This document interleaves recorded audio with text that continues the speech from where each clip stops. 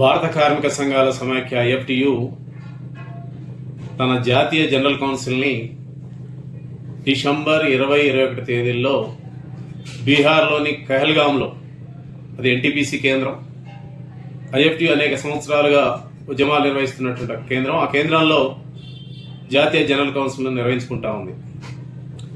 IFTU 7వ జాతీయ మహాసభలు తిరుపతిలో 2023 ఏప్రిల్ 16, 17, 18 తేదీలో జరిగినాయి. అప్పటి నుంచి ఈ 30 నెలల కాలంలో, 2.5 సంవత్సరాల కాలంలో ఐఎఫ్టియు దేశవ్యాప్తంగా జరిగినటువంటి ఉద్యమాలను సమీక్షించటం, తిరిగి భవిష్యత్ కర్తవ్యాలను రూపొందించుకునేటువంటి లక్ష్యంతో ఈ జనరల్ కౌన్సిల్ని నిర్వహించుకుంటా ఉంది. ప్రధానంగా 7వ మహాసభల్లో బీజేపీ అనుసరిస్తున్నటువంటి ప్రభుత్వ విధానాలని ప్రధానంగా 4 లేబర్ కోడ్ల రద్దు, ప్రభుత్వ రంగ పరిశ్రమల ప్రైవేటీకరణ, అదేవిధంగా కాంట్రాక్ట్ అవుట్సోర్సింగ్ కార్మికుల పర్మనెంట్ ఈ డిమాండ్ల మీద ఉద్యమాలు చేయాలని ఆనాడు మహాసభ పిలుపునిచ్చింది. ఆ వెలుగులోనే ఈ 30 నెలల కాలంలో ఐఎఫ్టి వివిధ రాష్ట్రాలలో కాంట్రాక్ట్ అవుట్సోర్సింగ్ సమస్యల మీద, లేబర్ కోడ్ల రద్దు మీద ఉద్యమాలు నిర్వహించింది. అదేవిధంగా ఈ సందర్భంగా ఈ 30 నెలల కాలంలో వచ్చినటువంటి 3 దేశవ్యాప్త సమ్మెల్లో ఐఎఫ్టియు క్రియాశీలకంగా పాల్గొన్నది. అయితే ఈ లోపల బీజేపీ ప్రభుత్వం మరింతగా 3వసారి అధికారంలోకి వచ్చిన తర్వాత వాళ్ళ అన్ని రాష్ట్రాలలో పని విధానంలో, చట్టాలలో అనేక మార్పులు తీసుకొచ్చింది. రాజస్థాన్లో, అదేవిధంగా బీజేపీ పాలిత రాష్ట్రాలు ఢిల్లీలో, దీంతోపాటు వివిధ ప్రతిపక్ష పార్టీలు కూడా ఇవాళ షాప్ అండ్ ఎస్టాబ్లిష్మెంట్ యాక్ట్లో సవరణలు తీసుకొచ్చినాయి. 8 గంటల నుంచి 10 గంటలు, 12 గంటల పని విధానాన్ని తీసుకొచ్చినాయి. అసెంబ్లీలో ఆమోదించారు, ఈవెన్ ఆంధ్రప్రదేశ్లో కూడా. అదేవిధంగా ఇప్పటికే మహిళలు ఉదయం పనిచేసేటువంటి షిఫ్ట్, ఉదయం సాయంత్రం చేసే పని షిఫ్ట్లలోనే అనేక సమస్యలు, లైంగిక వేధింపులు ఉన్నాయి.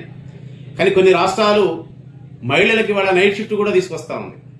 తద్వారా మహిళలకు మరింత భద్రత లేనటువంటి ఒక పరిస్థితి ఏర్పడబోతా ఉంది. దీంతో పాటు వాళ్ళ లేబర్ కోడ్లని అమలు చేయకముందే ఈ విధానాలు తీసుకొస్తుంది. అదేవిధంగా ఇప్పటికే అనేక మార్పులు తీసుకొచ్చింది. ఏమిటి?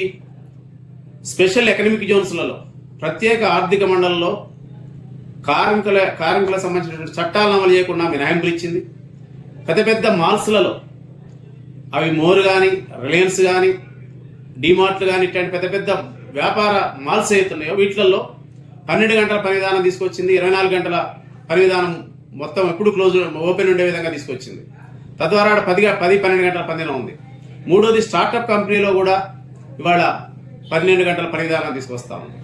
ఐటీ రంగంలో కూడా ఇవాళ అనేక మార్పులు తీసుకునే ప్రయత్నం చేస్తూ ఉంది. బెంగళూరులో కూడా అట్లాంటి ప్రయత్నం చేసింది. 12 గంటలకు అక్కడ కార్మిక వాళ్ళ ఐటీ సెక్టార్ వాళ్ళు ఉద్యమం చేయడం వల్ల వెనక్కి తగ్గింది అసెంబ్లీ. అట్లా ఈ 30 నెలల కాలంలో 4 లేబర్ కోడ్లతో పాటు ఇవన్నీ కూడా కార్మిక వ్యతిరేక విధానాలన్నింటినీ కూడా ముందుకు తీసుకొచ్చినటువంటి ఒక పరిస్థితి బీజేపీ ప్రభుత్వం. అందుకని ఐఎఫ్టియు వీటన్నిటినీ కూడా వీటిని వెనక్కి కొట్టడానికి వాళ్ళు దేశవ్యాప్తంగా అనేక సమ్మె పిలుపులిచ్చినా కూడా, 91 నుంచి ఇప్పటిదాకా అనేక సమ్మె పిలుపులిచ్చినప్పటికీ కూడా వాళ్ళ కార్మిక సంఘాలతోటి చర్చించే పరిస్థితి కానీ, కార్మిక సమస్యలు పరిష్కరించే పద్ధతి బీజేపీ ప్రభుత్వం చేయట్లేదు.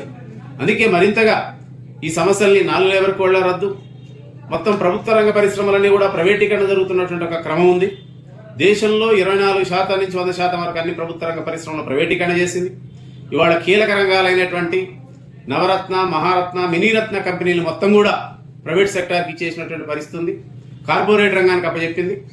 తద్వారా ఇవాళ ప్రభుత్వ రంగంలో ఏవి కూడా లేకుండా 100% ప్రైవేట్ రంగంలోకి అన్ని కీలక రంగ ప్రభుత్వ రంగ పరిశ్రమలను కూడా పోయినటువంటి ఒక పరిస్థితి. రక్షణ రంగంతో సహా వాళ్ళ బొగ్గు రంగం, ఆయిల్ రంగాలు, గ్యాస్ రంగాలు, రైల్వే రంగాలు, బీమా రంగాలు, ఏ రంగాలు కూడా మిగలకుండా మొత్తం పోతున్నటువంటి ఒక పరిస్థితి ఉంది. అందుకే వాళ్ళకి అనుకూలంగా ఇవాళ ప్రైవేట్ రంగానికి అయితే పరిశ్రమలు పోతున్నాయో వాళ్ళ పెట్టుబడులు, వాళ్ళ లాభాల గ్యారంటీకి వాళ్ళ కార్పొరేట్ రంగం కార్మిక చట్టాల్లో సవరణలు కోరింది. పార్లమెంట్లో అమలు చేసింది. అయితే వాళ్ళ రాష్ట్రాల్లో అమలు చేయడానికి ఇవాళ అన్ని ప్రయత్నాలు చేస్తూ ఉంది. అన్ని రూల్స్ అండ్ రెగ్యులేషన్స్ ఫ్రేమ్ చేసింది. కనుక ఈ 4 లేబర్ కోడ్లు కార్మిక వర్గం సమ్మె చేయకుండా, సంఘాలు పెట్టకుండా, ఏ సంక్షేమాలు లేకుండా కట్టుబానిసలుగా పనిచేసేటువంటి ఒక పద్ధతి రాబోతా ఉంది. అందుకే ఇవన్నీ 50 కోట్ల మంది కార్మిక వర్గం మీద ఇవాళ మోడీ ప్రభుత్వం తీవ్రంగా దాడి చేయబోతా ఉంది.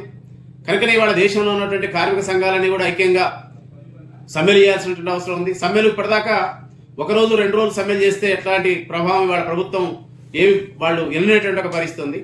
దానివల్ల ఉపయోగం కూడా లేనటువంటి పరిస్థితి ఉంది. ఏదన్నా నిరసన కార్యక్రమం తప్ప అది కార్మికుల సమస్యలు పరిష్కరించే విధంగా లేదు. అందుకే ఐఎఫ్టీ ఇతర మిలిటెంట్ కార్మిక సంఘాలతో కలిసి పనిచేస్తూ ఉంది. అదేవిధంగా సెంట్రల్ ట్రేడ్ యూనియన్లు కూడా కోరుతా ఉంది. మనం గత 20 సంవత్సరాలుగా 91 నుంచి ఇప్పటిదాకా 20 సమ్మెలు చేసినాం. వాళ్ళ ప్రభుత్వాలు మనకి ఇదే పరిస్థితి లేదు. కనుక మీరు దేశవ్యాప్తంగా అన్ని కార్మిక సంఘాలని ఐక్యం చేసి నిరవధిక సమ్మెలకు పిలుపుయాల్సినటువంటి అవసరం ఉంది. వాళ్ళ దేశంలో రైతాంగం చెట్టుకొకలు పుట్టకొకలు ఉన్నటువంటి రైతాంగం ఇవాళ 14 నెలలు ఢిల్లీ నడివీధుల్లో కూర్చొని మోడీ ప్రభుత్వాన్ని వ్యవసాయ రంగాన్ని ప్రైవేటీకరించే విధానాలను వెనకగొట్టగలిగారు.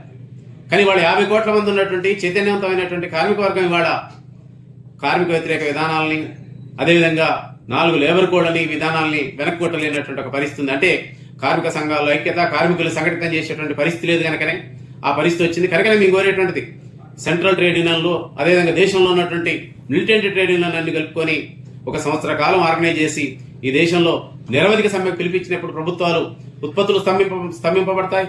అదేవిధంగా ఆర్థిక వ్యవస్థ మొత్తం దివాళీస్తుంది.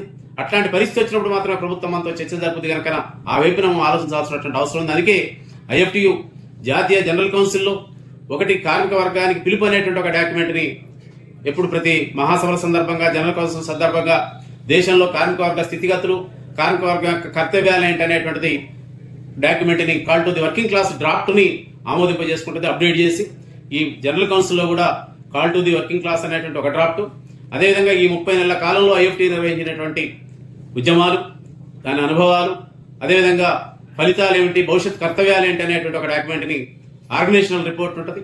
అట్లా ఈ డాక్యుమెంట్ని ఆమోదించుకుంటుంది. ఈ జనరల్ కౌన్సిల్కు ఢిల్లీ నుంచి పొలిటికల్ సైన్స్ ప్రొఫెసర్, అదేవిధంగా బగల్పూర్ నుంచి బీహార్లో బగల్పూర్ నుంచి యూనివర్సిటీ నుంచి ఒక ప్రొఫెసర్ ముఖ్య అతిథులుగా వస్తూ ఉన్నారు. కనుక ఈ మహాసభలకు కేవలం అన్ని రాష్ట్రాల యొక్క ఐఎఫ్టీ రాష్ట్ర కమిటీ సభ్యులు మాత్రమే దీంట్లో జనరల్ కౌన్సిల్ సభ్యులుగా ఉంటారు. కనుక వాళ్ళందరూ కూడా ఈ జనరల్ కౌన్సిల్కి హాజరవుతారు. కనుక ఈ జనరల్ కౌన్సిల్లో ఐఎఫ్టీ ఒక మిలిటెంట్ కార్యక్రమాలని అదేవిధంగా దేశంలో ఉన్నటువంటి కార్మిక వర్గ స్థితిగతులను చర్చించి భవిష్యత్తు పోరాటాలని నిర్దేశించుకున్నటకు, ఆ కర్తవ్యాలను రూపొందించుకున్నటకు ఈ జనరల్ కౌన్సిల్ నిర్వహించుకుంటా ఉంది.